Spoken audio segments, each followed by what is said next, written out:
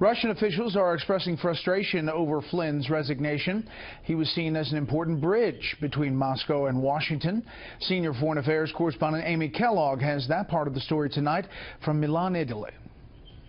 It was top news today in Moscow, the resignation of U.S. National Security Advisor Michael Flynn over phone conversations late last year with the Russian ambassador to Washington. Members of the Russian parliament, or Duma, were quick to fire off tweets and Facebook postings saying this had nothing to do with national security and protocol. One noted this was probably the fastest resignation of a national security advisor in history. There was a sense among some in the Duma that this is purely and simply a Washington witch hunt against anyone who wants to normalize ties with Russia. This situation is aimed at creating an impression among ordinary people and in the U.S. political establishment that Russia is still a strategic opponent, to put it mildly. The Justice Department worried if Flynn had not been straight about what was said to the Russian ambassador on the phone, he could be vulnerable to blackmail. The Kremlin, having also denied the Russian ambassador and General Flynn discussed sanctions, steered clear of passing judgment today.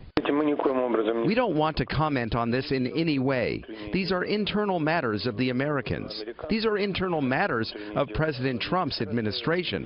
This is not our concern. Flynn's paid appearance at a party to celebrate the anniversary of one of the Russian government's international TV channels in 2015, and the fact that he was seated next to President Vladimir Putin already made some in the United States concerned about a potentially overly cozy relationship between Flynn and Moscow.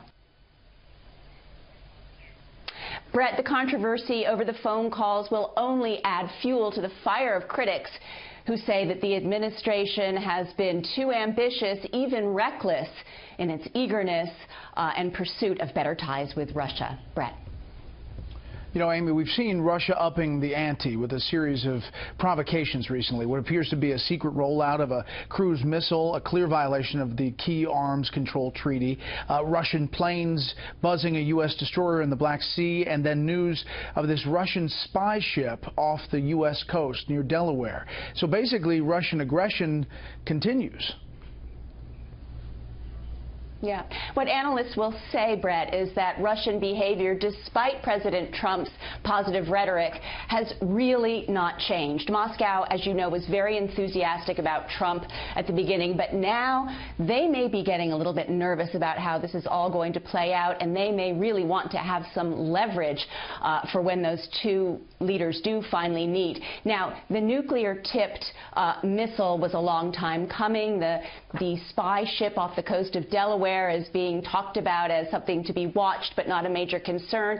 But it's that incident with the destroyer in the Black Sea last week that has been deemed to be very aggressive and said to have been extremely dangerous. There were 4 Russian aircraft, Brett, that buzzed that destroyer low, without transponders, and fast. And this is the first major provocation in just about a year, the first one since Trump took office. Brett. Amy, thank you.